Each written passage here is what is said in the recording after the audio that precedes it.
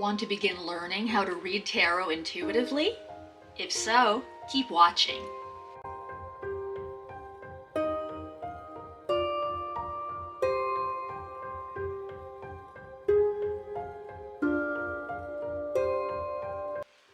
Hi, it's Leia. Welcome to this episode of Diaries of a Witchy Creative Life. In this video, we are going to learn how to begin reading tarot intuitively. And I say begin because there are many different ways to approach this topic. So let's start with one of those. If you're a regular here, welcome back. And to those who are new, first of all, hey there. And secondly, let me give you a little intro to the readings on this channel. They aren't predictive. If you're new to tarot or haven't heard much about it, you may be familiar with its reputation for being a tool for divination or fortune telling. There are many more ways to use it, and here the style of reading is for shadow work. Shadow work involves looking beneath the surface or beneath what's obvious for the purpose of healing and self-awareness. There are already other videos in this series, and I'm gonna link the playlist in the description.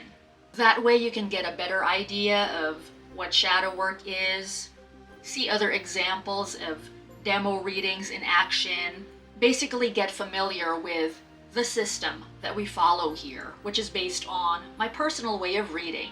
So far in all the videos in this series, we are using Chris-Anne's The Lightseers Tarot. So if you want to see more of that deck used in this style of reading, again, you can check out the other videos in this series. A few of those who can benefit, by the way, from these particular how-to videos that I'm putting together on tarot are absolute beginners, those who want a refresher on tarot, like if you stopped, but then you've decided now that you want to start over, but you do have some background, and also those who already have an existing tarot practice but are open to seeing other ways in which it's used. So let's begin with a lesson. In this case, when we say read tarot intuitively, this isn't a complete how-to.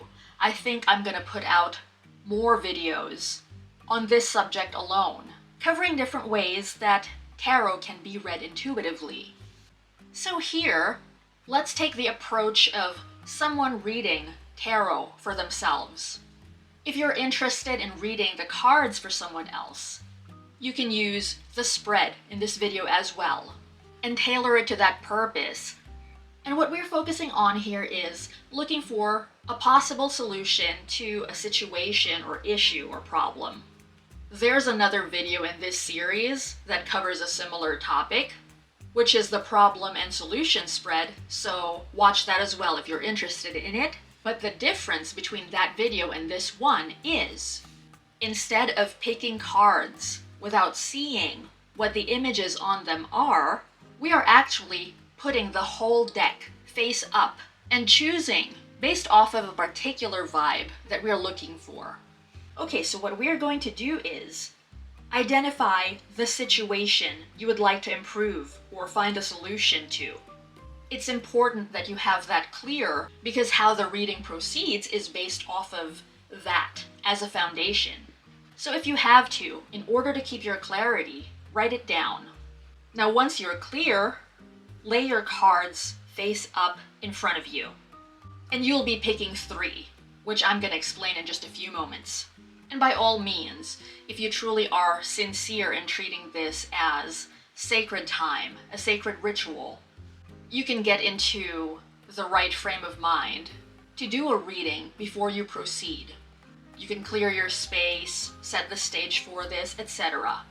I may do a separate video covering just that in the future, but yes, this is the point where you'll be getting ready.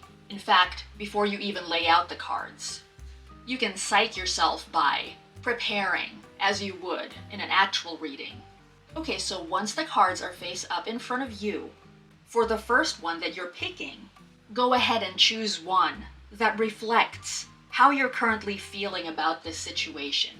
And when you're done with that, and you've set it aside, for the second card, pick something that, to you in that moment, stands for fulfillment, being at peace, contentment.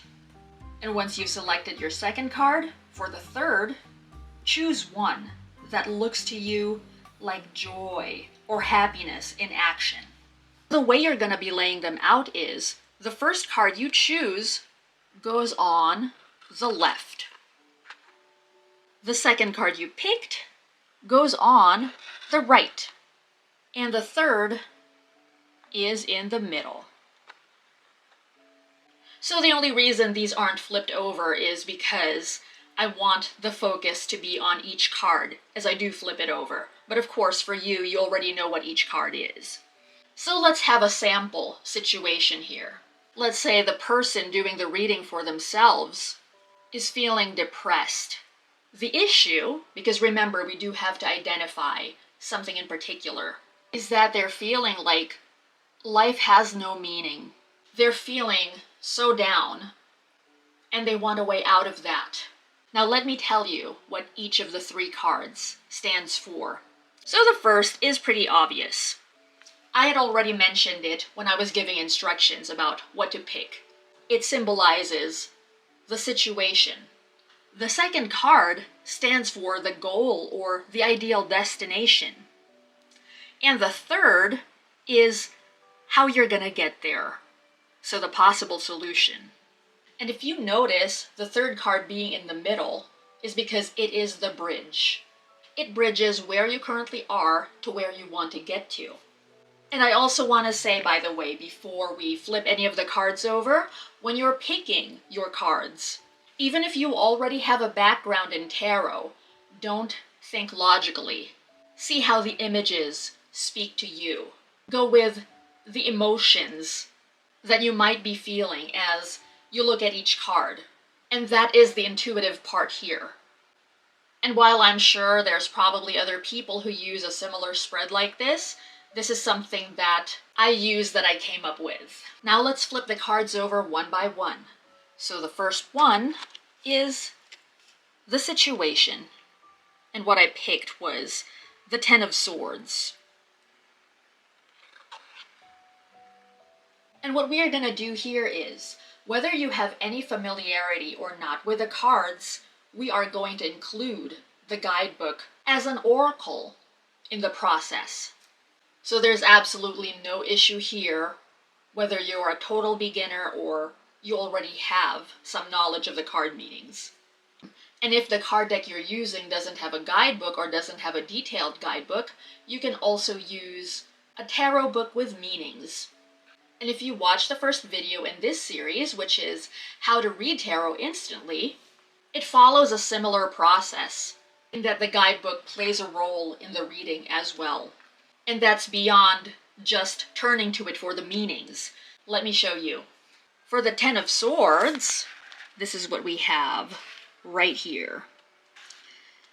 Lightseer, painful endings, crisis, being stabbed in the back, an opportunity to find deep healing, an opportunity to find hope and resiliency. And then Shadow Seer is if the card were reversed. You can read the whole meaning, so from here all the way to the very end. And the reason for that is you want to see what jumps out at you. It might be an entire paragraph. It might be a few sentences. It could be a few keywords here and there. And then you take those and you're going to expand them. And sometimes too, something really calls out to you or stands out to you, but you don't quite know why yet. Include that as well. So back to the guidebook. Let's say, just as an example, what I see that stands out to me is, let's pick a narrative rooted in lack and helplessness. Okay, if you've seen a few videos of the process of reading we do here, we are now going to apply it to what we have. Taking a narrative rooted in lack and helplessness, I am then going to see how that applies to me, and then journal about it. I know that some people are resistant to journaling, so you don't have to journal, you don't have to do that in order to benefit from this. You can just think about it, that's fine. But journaling does help you keep track of your thoughts, your feelings, and you can revisit this in the future instead of letting it just disappear into thin air. So exploring that, a question that I could come up with would be, what are the ways that I currently feel helpless? Exploring that is then going to help the person reading themselves to gain even more clarity about their situation so that they can be empowered. They might realize that, oh, I've been allowing the people in my life to do things for me too much. Like their partner could be cooking for them all the time. Whereas before they started feeling depressed, they actually really loved to cook. And they're realizing now that they have deprived themselves of joy by stepping away from something they love so much. It could be that they didn't even realize when this started happening. They just slipped into that state and allowed it to continue. But now they're aware. And if they choose to, they can begin doing something about it. Okay, let's give another example here for the first card. Let's say this sentence, remain open to love and joy as you process this ending and look to the sunlight that awaits. And a question I formulate in relation to that could be, how might I have closed myself off to love and joy? And this is doing shadow work here because now you are digging and exploring. And our sample person might realize, oh wow, it's been a while since I moved my body. Because I'm always in bed, I'm actually staying in that state of being down all the more. And it might dawn on them too that it's been a while since they've gone on a walk or for a hike, when these were all things that helped bring them peace in the past. So again, those are just examples, but you get to see now how subconsciously, even without words involved, you were communicating with that card through the image when you picked it. Now let's move on to the second card that we picked, which is the goal/ideal destination. We have the Queen of Cups. And we follow the same process here as we did for our first card, which is to look at the guidebook and see what stands out to us, and then run with that to dig deeper. So let's check out the Queen of Cups. Let's see. How about we go with... She asks how well your emotions have been serving you lately and reminds you that you have the ability to connect on a much deeper level. Let's say that's what stands out to our sample person reading themselves. What question could they possibly come up with relating to that is about them getting to their ideal destination in this situation? Maybe they formulate the question, how well have my emotions been serving me? And if that isn't helpful, what changes can I make? So in answer to their question, they may realize that they've been focused so much on loss in their life. They've been focused on dreams that haven't been fulfilled, on friendships and relationships that didn't work out. And they come to think, well, no wonder, look at the emotions that I've been feeding. It could be that there was one particular event that triggered it, let's say the death of a friend. And since then, they've spiraled. And they see where they are now as an opportunity to intentionally change that, to begin consciously paying more attention to what it is in themselves that they do feed. How about the hopes and dreams that they can still work on, rather than the ones that they feel are lost opportunities? And I am absolutely not saying that it's going to be as simple as that. Sometimes mental health challenges are chemical, and it would benefit us to get professional help in some cases. And even when making some mindset shifts and lifestyle changes will make a difference, it may not happen easily or instantly. We might have to put quite a bit of time and work into it before we get to where we see the improvements that we want. On a greater scale at least, because even baby steps do lead to changes for the better. So okay, let's take a look at some of the traits of the Queen of Cups. Extremely intuitive, a highly attuned emotional intelligence, love and compassion, sensitivity, strength, empathy, leading with your heart, healing. And the reason for that is, this is the card that stands for the goal/ideal destination. So it would be good to take note of keywords about what being in this state is like, because those could be an anchor as well for our sample person reading for themselves. Like among those traits that we took a look at, love and compassion might really stand out to them, and they make it a goal to make love more of a priority in their life, to help them get to that state of what the Queen of Cups symbolizes. And card number 3 will further help give insights as to how to get there. And what we have here is number 6 in the Major Arcana, the Lovers.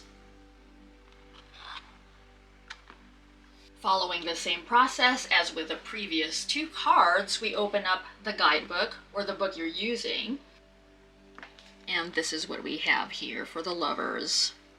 Let me take a look at it really quickly and pick something. How about this right here? My heart is open to deeply meaningful relationships, and I expand into this union with loving trust.